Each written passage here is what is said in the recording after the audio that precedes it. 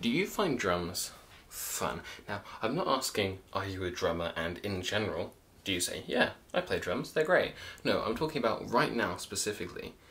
Are you getting the most fun out of drums than you think you can, or are you sometimes feeling, about drums? Now, if you think you are getting the most fun out of drums right now, then I congratulate you, and I recommend you take full advantage of that feeling and go out and have a ton of fun with it. But like me, maybe like yourself, and like many musicians around the world, like artists with lots of inspiration, or writers with writer's block, sometimes, even though we love drums, we just feel, And this can be fixed. There are a few reasons why you might be feeling bored or mundane about drums, and here are the few ways that I try to get myself out of such a creative rut. The first way I do it is to try and ruin a song. Now, this is a pretty bold statement, and I don't mean just find a backing track and act like an idiot out of it, don't play out of time or out of tempo. My point is that sometimes, even without knowing it, you confine yourself to a set of rules, depending on what genre you're playing. Say, for example, with reggae, you're not going to start randomly blast beating unless you're that interesting, and vice versa. In an extreme metal song, reggae offbeats don't usually work, so you tend to stay away with it and focus on a very specific set of rules. Now, why don't we just ruin that? Take a metal song and play some jazz over it. Take a really calm song and go absolutely mental. As many drum fills as you want. Just go for it. No setbacks, no rules, no specific stylistic appropriation sets. Just go for it. And you'll find that helps sometimes straight off the bat. Now, if that isn't enough, maybe you need to advance your drumming a bit more. And my recommendation for that would be learning a new technique. Now, I don't mean here's a million more techniques that are going to make you an amazing drummer. We're focused on fun right now. One of the most fun techniques I can recommend is ghost notes, although they are really useful for expanding your dynamic range. A ghost note is basically a note in context that is quieter than all the notes surrounding it, which gives the piece you're playing a lot of dynamic range. It flows really well, and also they're super satisfying to play. Now, here are two tracks, one with me playing without ghost notes, and one with. The one with ghost notes has more feeling to it. It's got more of a flow, it's thicker, and it's more fun.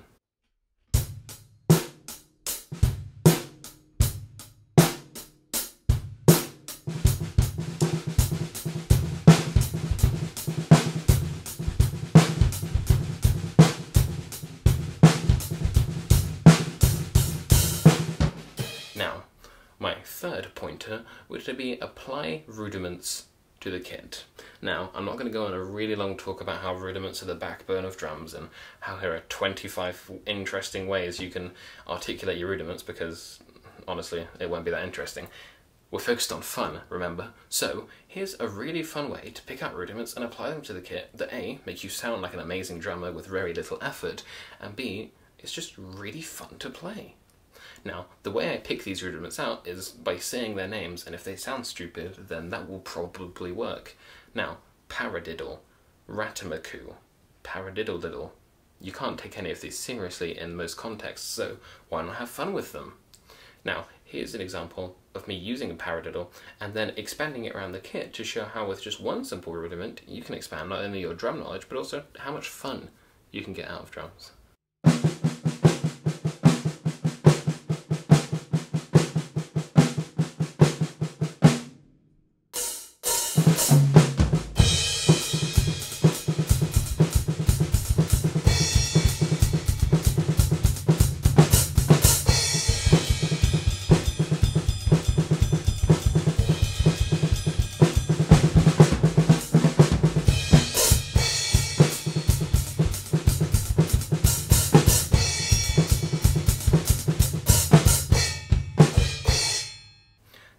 Maybe the issue isn't with drums. Maybe it's with music as a whole. Maybe you've been listening to the same 5 or 6 songs from the same 2 or 3 bands for the past 4 months, and you've got nothing new to dig yourself into, and you're limiting yourself, maybe if you don't even know it. So here are a few of my recommendations for bands that put out songs that are really fun to play and are really varied.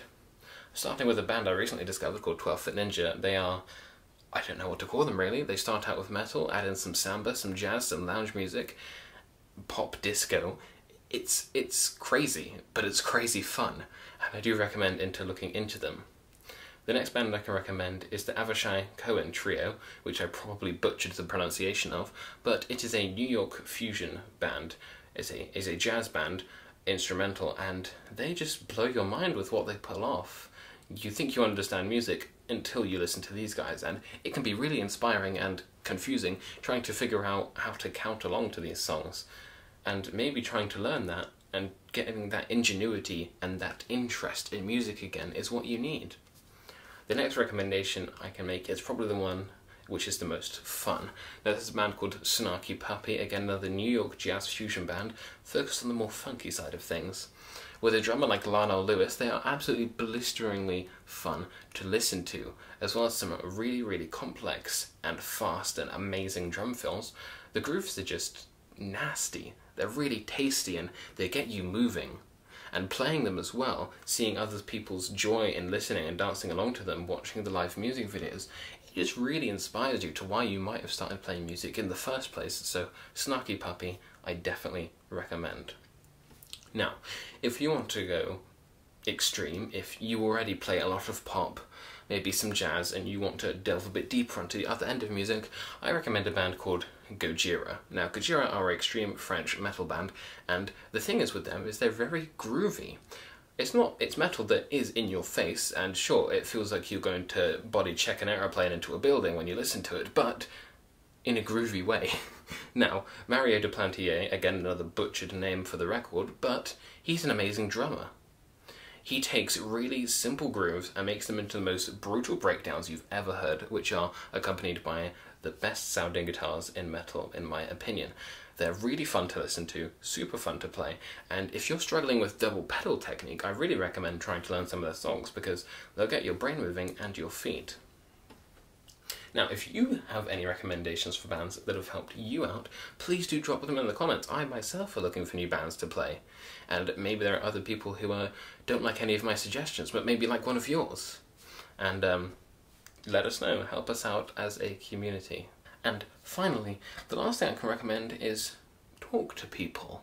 There'll be many musicians just like me who won't have made videos about it and who will be containing lots of knowledge about how to get out of creative ruts and how to expand your musical knowledge, but you just don't know that because you're not talking to them. Maybe you're in a music college, maybe you should make a new friend, maybe you can go online, on Instagram, on YouTube, in drumming communities, in musician communities, ask questions.